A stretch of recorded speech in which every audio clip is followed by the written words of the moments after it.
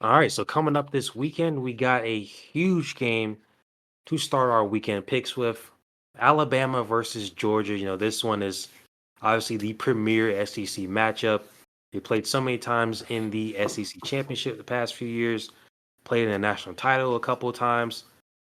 We're both going to go with Georgia in this one, and it seems like the popular pick right now is Alabama, which I respect Alabama. They've started the season pretty well. Both teams started the season pretty well, but Georgia was the closest to losing against Kentucky. We covered that game for a little bit, 13-12.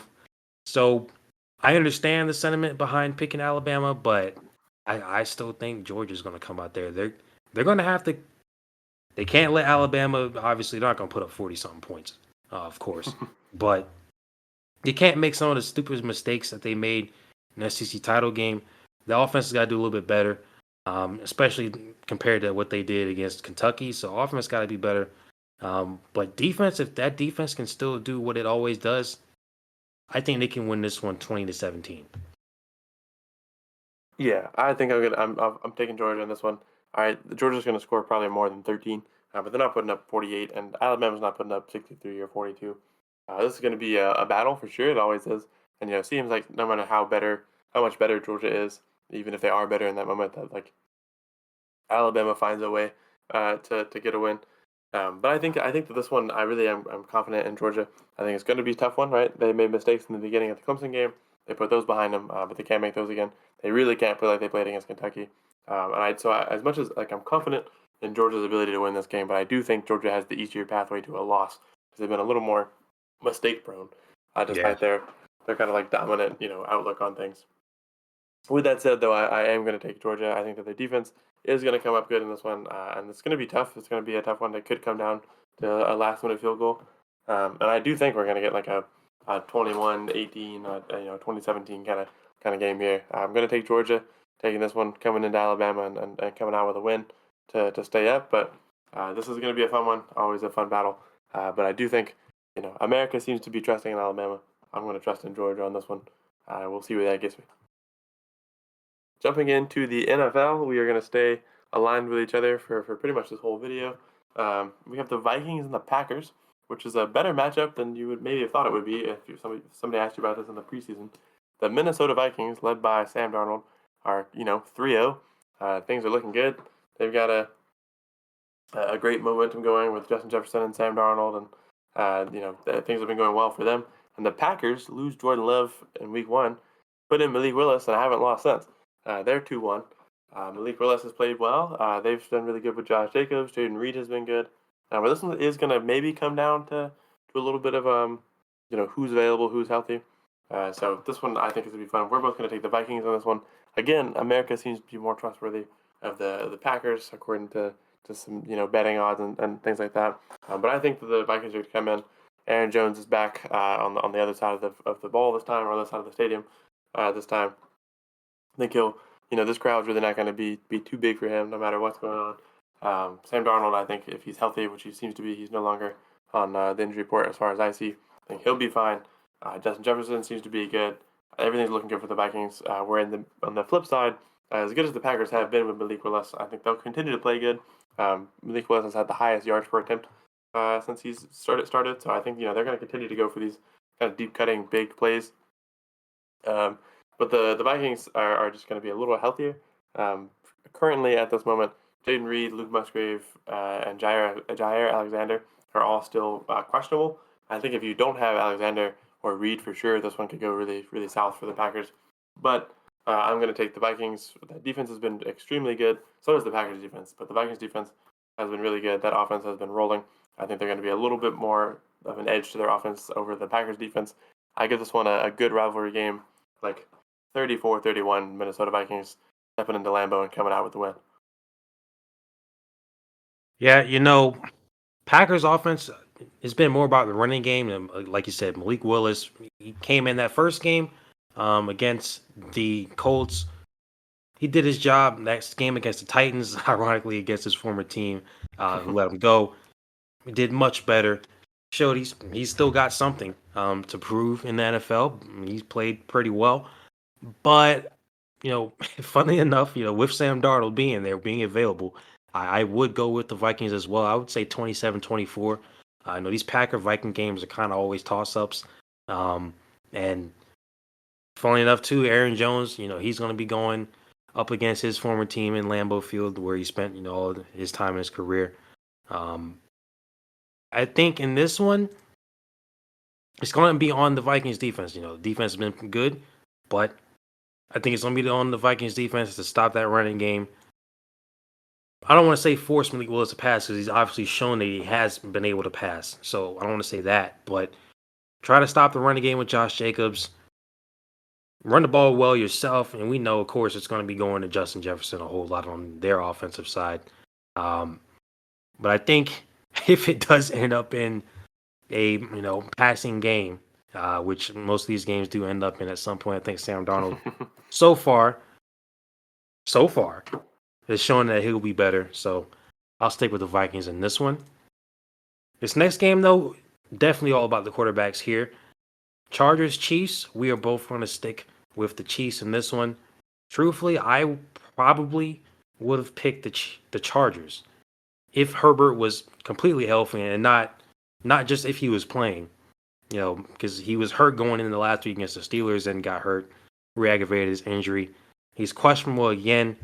I think they'd be better off just sitting him. They have a bye week next week as well, which is really early, but it does benefit him here. If they do lose, they're not going to be completely dead in the water. They'll only be 2-2 with a team that I think can still make some moves down the line in the season. So Herbert being out is probably the biggest qualifier for me. And even if he does play, I don't know how healthy he'll be again. He might re-aggravate it again. Like I just wouldn't take that chance. So with him out, Taylor Heineke might be serviceable, but against the Chiefs, who have been, you mentioned this before the video, a few plays away from being 0-3, I still would pick the Chiefs in this one. It's the much safer bet, and I think the Chiefs this week are going to kind of use this opportunity to sort things out. Yeah, I think that the this game would be an easy one to make a fun pick on the Chargers with the idea that Herbert is healthy and they're going to play against the Chiefs that don't have Pacheco and missing well they have been missing already Marquise Brown and those kind of missing pieces. Uh, but I think in reality, without Herbert being at full strength, this is going to be a problem. The Chiefs have capitalized on small mistakes from the other teams all season. And while I do think that Heineke can come in and play a good game, we've seen him go toe to toe with Tom Brady in the playoffs before when he was in Washington, when he was a member of the football team. Um, I think that the Chiefs just are going to be able to take advantage of their divisional rivals. Small mistakes and shakiness without the full health of their quarterback. J.K. Dobbins should do somewhat well, but the Chiefs defense is still good. They did really good against Derrick Henry. I mean, Henry scored a touchdown, but that he didn't have like a massive game. We've talked about when would Henry get his big game. So as good as Dobbins has been, as good as Quentin Johnson has been, I just think that the Chiefs are going to kind of lock in on defense and probably narrowly escape on offense again in this one. So should be a fun game, I think. But without Herbert being fully healthy, maybe you just let Taylor Heineke come in, take the bye week next week, and get out of here with this one. Chiefs, I think maybe probably win like a 21-14, just like straight up, small, slow game, and we move on from this one. Jumping into a big matchup despite the records, or one of the records, we have the Buffalo Bills versus Baltimore Ravens. This is the one where, this is probably the biggest one where I'm thinking I want to pick the one I'm not picking, but I just can't do it. And so both of us are going to go with Buffalo in this one. The Buffalo Bills have been on fire. We talked about this, a few videos ago. They've been cooking. Their offense has not had any hiccups. The defense has been locked in. They have forced turnovers. They have scored touchdowns as much as they can. Khalil Shakir has been good. James Cook has been much more consistent than last year. Josh Allen has had no issues so far, really. There's just not much going wrong for this Bills team. And this is their first big test, right? Because they faced the Dolphins team that looked bad before Tua went down and that almost lost the Jaguars before that. They then faced that Jaguars team. So things have not been, like they haven't had the hardest road in front of them. Right? They had the Cardinals game. That was their toughest one for sure. Cardinals looked good, but just couldn't hold on.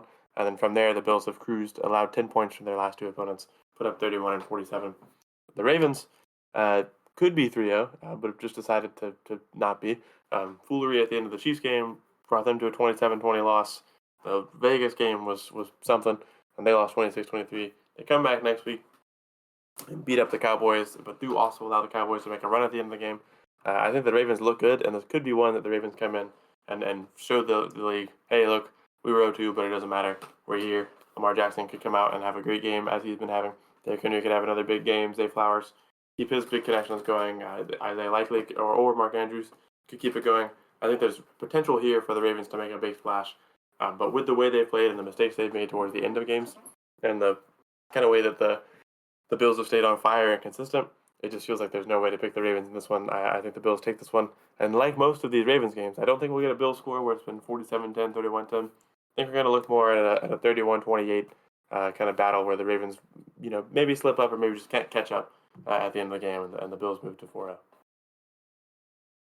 Yeah, funnily enough, the last two games, or last game for each of these two teams, I should say, don't have like too much of an effect on my pick here. And it's not like I want to say they're outliers. Yeah, obviously, the Bills are not going to come in and score 40 something points on the Ravens. That ain't happening. Do I think the Ravens will run for almost 300 yards against the Bills defense?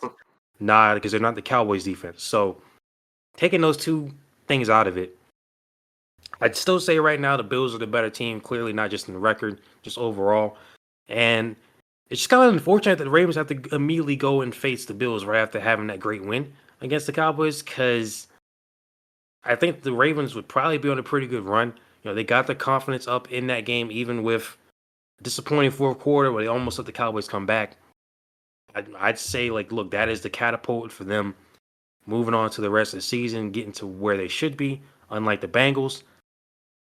But in this one, I will stick with the Bills. Last time they did play, a couple years ago, Bills picked up that win. I would say the same thing in this one. Heck, I'll even go with the same score, 23-20. Um, Almost 2 years to the day as well. It was October 2nd. So yeah, I would go close game.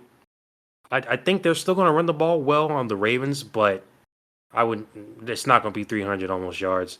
Um, and again, Bills, they're not going to be going crazy, but I still think the Bills right now are the better team.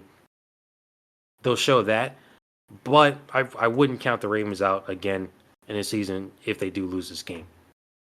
And then last game, this one, I wasn't really sure about. Neither of us were really sure about. Seahawks and Lions, Monday Night Football, another doubleheader next week. We're gonna both go with the Seahawks in this one, but I think, to me, this is probably the one that's the biggest toss up here. You can kind of criticize some of the Seahawks, games this year. I mean, they beat up the Dolphins last week without Tua.